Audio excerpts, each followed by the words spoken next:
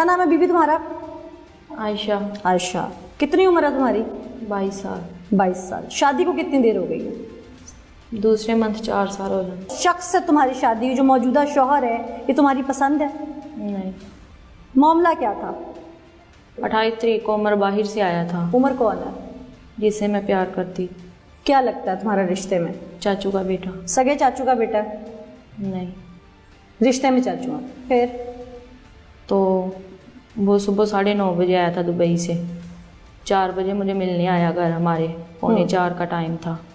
सुलेमान की मामा बाज़ार गई हुई थी, तो मुझे ये था बच्चे ट्यूशन है, ये मुझे मिलने आया हमारे घर। मैंने जब मतलब दरवाज़ा बंद किया है, मुझे नहीं था पता सुलेमान ट्यूशन से आके वॉशरूम में। जब मैंने इसके तो ऊपर से सुलेमान वॉशरूम से बाहर निकल आया। मैंने नहीं उसको देखा। मेरी मतलब मैं खड़ी थी उमर के आगे, तो उमर ने देखा वो सुलेमान बाहर निकल आया। सुलेमान कहाँ से आया? तुम तो कहती थी ट्यूशन गया है। तो मैंने कहा वो शायद वॉशरूम में था। सुलेमान को वो पकड़ के लेके आया।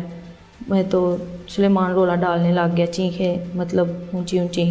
पहले भी तुम पकड़ी गई हो अपनी शादी के बाद? नहीं नहीं, पकड़ने वाले बस मोबाइल पकड़े गए हैं, मतलब उनको उमर के भेजे हुए मोबाइल पकड़े गए, यानी कि तुम अपनी शादी के बाद उमर से कनेक्टेड थी? जी। अच्छा। तो इसकी बहुत मिन्नतें की कि मतलब ना बताना किसी को भी। उमर ने भी बोला और मैंने भी बोला।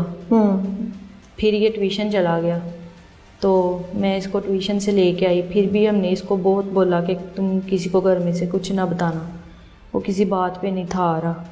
तो उमर ने मतलब उमर बाहर चला गया पैदल कच्चे रास्ते पे। तो मैंने इसको बोला कि उमर को मैंने कॉल की कि ये किसी बात पे नहीं आ रहा, तो इसको कहीं मतलब साइड पे कर दो। मैंने उसको ये नहीं था कहा कि इसको मार दो। तो जैसे रोला डल गया था, अगर ना मारा होता तो उनका बच्चा उनको वापस दे देते। रोला तो डलने वाला डल गया था। इसने बोला मैं इसको कहाँ पे साइड पे करूँ, तो फिर इसने बोला ठीक है भेज दो, मैं कुछ करता हूँ। मैंने सुलेमान को ये बोला कि जाओ वो बाहर से गिफ्ट लेके आया वो ले आओ, मैं उससे आइंदा रब्ता नहीं करूँगी। सुलेमान ने बोला मैं आऊँगा तो मुझे मोबाइल मतलब दे देना। तो मान तो गया था तुम्हारी बात छुपाने के लिए? नहीं था माना। जब गिफ्ट लेने जा रहा था तब तक उसने दादी दादा को कुछ नहीं बताया? शाम हो गई, किसी को नहीं बताया? घर में कोई था ही नहीं तब। अच्छा। तो उसने बोला जब मैं आऊँगा मुझे मोबाइल वापस कर देना, मैंने घर वालों को देना है। तो कौन सा मोबाइल? जो उमर ने मुझे भेजा हुआ था। अच्छा। इन्फिनिक्स का था। वो सुलेमान ने देख लिया था? जी, मेरे हाथ में था। ठीक।